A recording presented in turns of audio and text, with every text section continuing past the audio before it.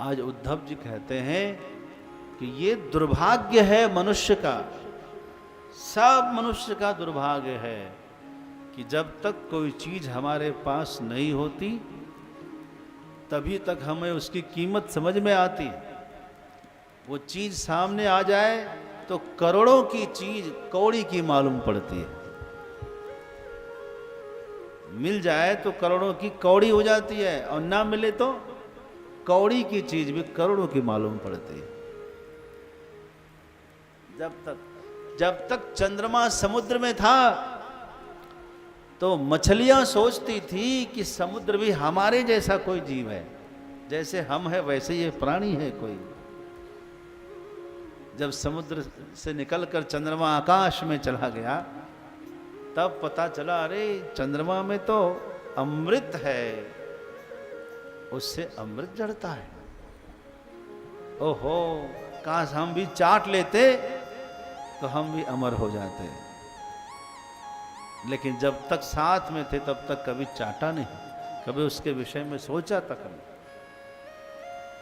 मनुष्य के साथ भी यही है, हम जो उस पास में होता उसका महत्व नहीं जानते। बड़ी अजीब सी है जिंदगी, जो चाहा कभी पाया नहीं और जो पाया कभी सोचा नहीं, जो सोचा कभी मिला नहीं, जो मिला वो रास आया नहीं, जो खोया वो याद आता है और जो पाया वो संभाला जाता नहीं। जिंदगी जीने के दो तरीके हैं, जो पसंद है उसे हासिल कर लो, खुश हो जाओगे। जो पसंद है वो हासिल कर लो और नहीं कर सकते तो जो हासिल है उसे ही पसंद कर लो, खुश हो जाओगे।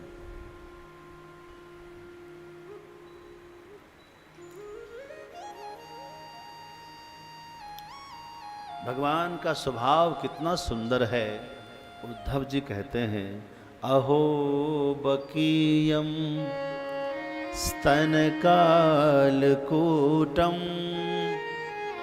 जिघांसया पाय यद्यप्य साध्वी लेभे गतिम धात्र्युचितां ततोन्यम कम वा दयालुं शरणं ब्रजेम। पूतना जैसी राक्षसी, मन में कपट, तन में कपट, वचन में कपट, अपने स्तनों में कालकुट विष का लेप लगाकर आई थी। दूध पिलाऊंगी, पिलाते पिलाते मार दूंगी। ऐसी पूतना को भी भगवान ने धात्री गति दिया। धात्री मतलब माता की गति दिया। ऐसे पूतना पर भी दया, ऐसे दयालु भगवान है। कहते हैं, रीझे ते सुरपुर दिए, खीझे तो दिए लंक। प्रसन्न हो जाए तो स्वर्ग पहुंचा दें और प्रसन्न ना हो उतना तो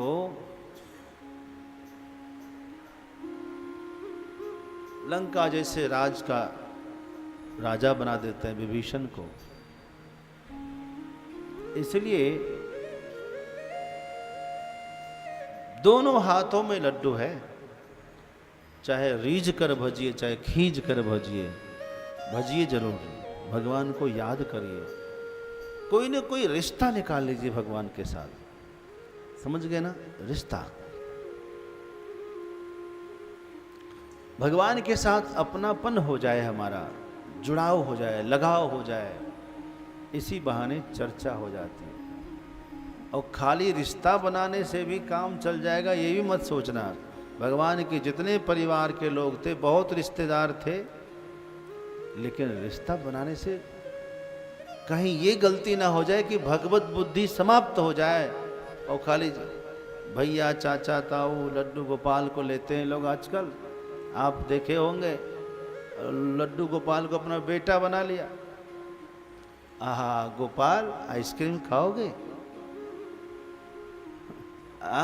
चॉकलेट खाओगे, बड़े नटखट हो गए हो।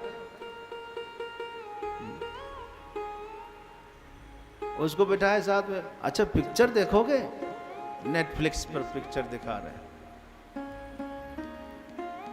इससे उद्धार हो जाएगा। आपका मन करे कचौड़ी खाने का, अच्छा गोपाल कचौड़ी खाने का मन है, आपका मन हो रहा है कचौड़ी खाने का, और लगा रहे गोपाल का मन कचौड़ी खाने का हो रहा है। पानी पूरी खाएगो, पानी पूरी, अच्छा। इससे भगवत बुद्धि धूमिल ना हो जाए, इसलिए सावधान होने की आवश्यकता है। रिश्ते नाते इसलिए बनाए जाते हैं कि उनको याद किया जाए। सबसे अच्छी बात है गोपियों से सीखिए। गोपियां रिश्ते तो बनाई है भगवान के साथ, लेकिन नते विस्मृत्य अपवादः, कभी भूलती नहीं है इस बात को। वो कहती है नखल गोपिका नंदनो भवान अखिल देहि नाम अंतरात्मदृक्। आप यशोदा नंदन नहीं है केवल, आप संपूर्ण प्राणियों की अंतरात्मा के दृष्टा है। हाँ, ये भाव बना रहे हमेशा, भगवत बुद्धि बनी रहे बस। और कोई रिश्ता बने चाहे ना बने, भगवान भगवान है। एक बात और,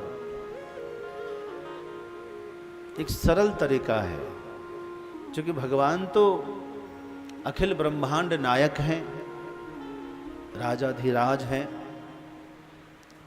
यदि सीधे उनसे संबंध न बन पाए, क्योंकि सीधे संबंध बनाएंगे, जैसे कोई ऑफिसर है, सरकार है, सीधे उनके ऑफिस में आप चले जाएं तो अपने सिस्टम नियम की बात वो करेंगे। लेकिन यदि हम जिनसे वो प्रेम करते हैं, उनके कोई मित्र हो बचपन के, उनके साथ चले जाइए, उनके परिवारी जनों के साथ चले जाइए, तब वो आपकी बात सुनेंगे भी ऑफिस में ही, और आपको खिलाएंगे पिलाएंगे भी। होता है ना। ऐसे ही हम भगवान के साथ सीधे नहीं जुड़ पा रहे हैं, तो भगवान से जो जुड़े हुए हैं उनसे जुड़ जाए। भगवान का तार किशोरी जी से जुड़ा हुआ है, क्यों ना हम अपना तार किशोरी जी से जोड़ लें। श्री राधा रानी से, किशोरी जी से अपने को जोड़ना चाहिए। उनकी कृपा के बिना कृष्ण की कृपा नहीं मिलती है, और किशोरी जी की कृपा कैसे मिलेगी? किशोरी जी जिनकी बात कभी टालती नहीं है, ऐसे होते संत जन। किसी संत, किसी भक्त से जुड़िए,